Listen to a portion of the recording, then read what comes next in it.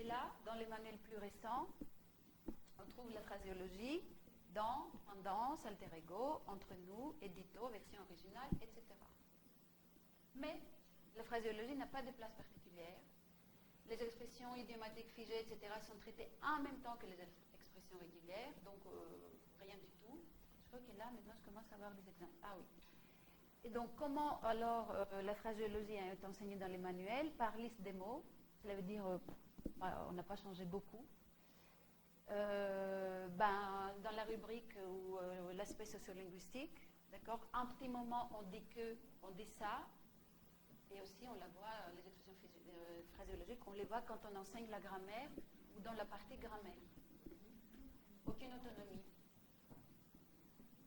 Oui, là j'ai des exemples, mais ce que je dois faire, je peux plus incorporer celle-là. Alors je vais ouvrir les deux. En espérant que ça marche. Oui, je commence d'abord avec celui-ci. Par contre, il faut que je vois comment ça marche. Je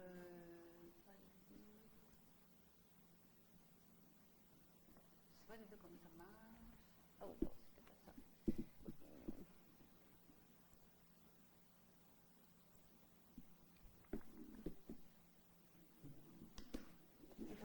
Il faut que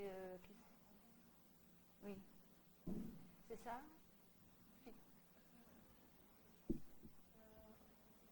Pas vieux.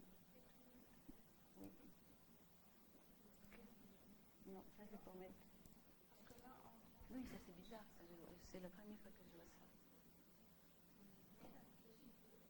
Oui, ici on est un.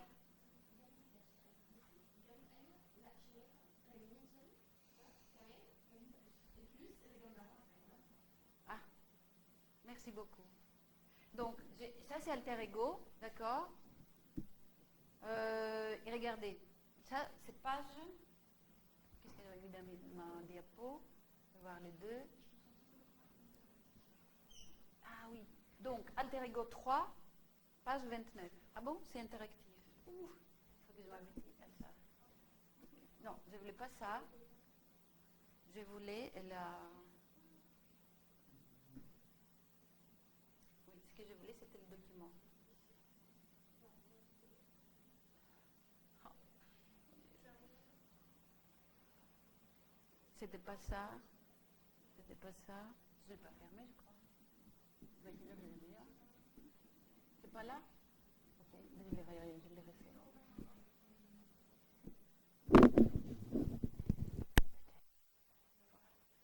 Ah, il était là. On est vraiment. Il faut s'habituer, vous voyez, les nouvelles technologies. Un séminaire entier pour ne pas donner l'impression de quelqu'un d'extraterrestre. Hein. Donc, regardez, vraiment, je l'ai pris, je l'ai scanné. L'argent ne fait pas le bonheur. On veut le beurre et l'argent du beurre. L'être est plus important que le voir. Donc, très bien. Unité, d'accord. Donc, on leur demande de faire des choses. Et là, on voit le mot pour parler de la consommation. J'adore dépenser. Regardez, claquer, entre guillemets, comme si c'était quelque chose de bizarre. Claquer de l'argent. Je fais souvent des folies. Je suis dépensière. Panier percé. Je fais attention. Je n'aime pas jeter l'argent par les fenêtres. Je me restreins. Je gratte sur la nourriture avec des guillemets. Est-ce que vous voyez? Ou pas vraiment très bien? Sur les loisirs, je me serre la ceinture.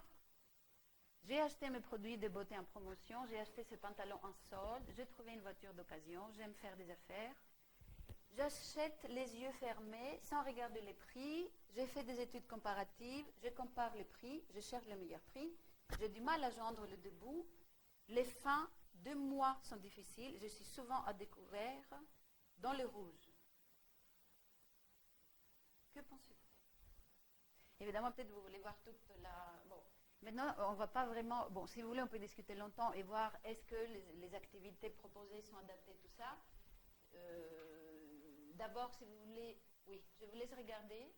D'accord? Parce que là, on avait vu. En tout cas, on dit le mot pour et on met tout ensemble. Ça, on l'a bien vu.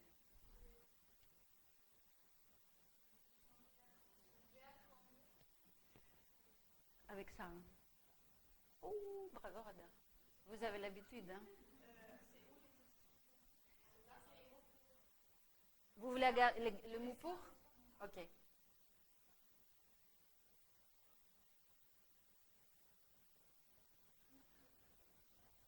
Vous allez venir comme les présentateurs de la météo.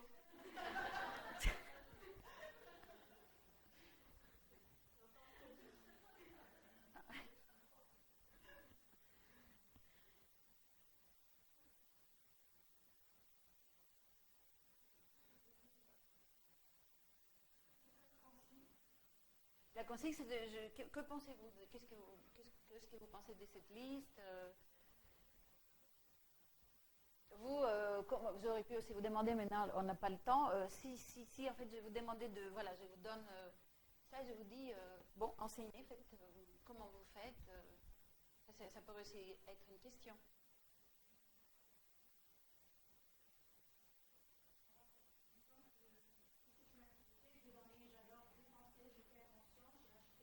Oui. Genre, je fais souvent des folies, je n'aime pas jeter l'argent par les fenêtres, j'ai acheté ce pantalon en solde et c'est à eux de associer chaque phrase avec la phrase qui peut aller avec, genre, je fais attention, alors ça veut dire je me serre la ceinture. D'accord. Ah, donc vous faites ce qui est régulier. Oui. C'est une très bonne idée, de ce qui n'est pas. Et après? Et pour la mise en commun, on va voir, disons, on peut commencer par des hypothèses et pour la mise en commun, on voit comment les autres ils ont fait. Mais en tout cas, si je vous proposais ça, cela veut dire que vous n'êtes pas satisfait du tout de la présentation de cette liste, vous ne pouvez pas du tout l'utiliser telle qu'elle. Non, non, c'est difficile. C'est-à-dire qui dit ça à qui s'adresse à qui.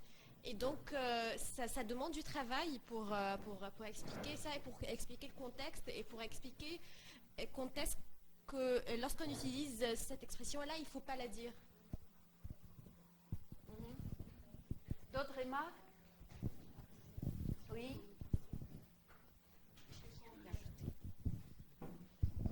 C'est comme une liste toute faite, c'est une liste dressée à l'avance, c'est toute faite, on ne sait pas, c'est-à-dire par exemple l'expression j'ai du mal à joindre les deux bouts.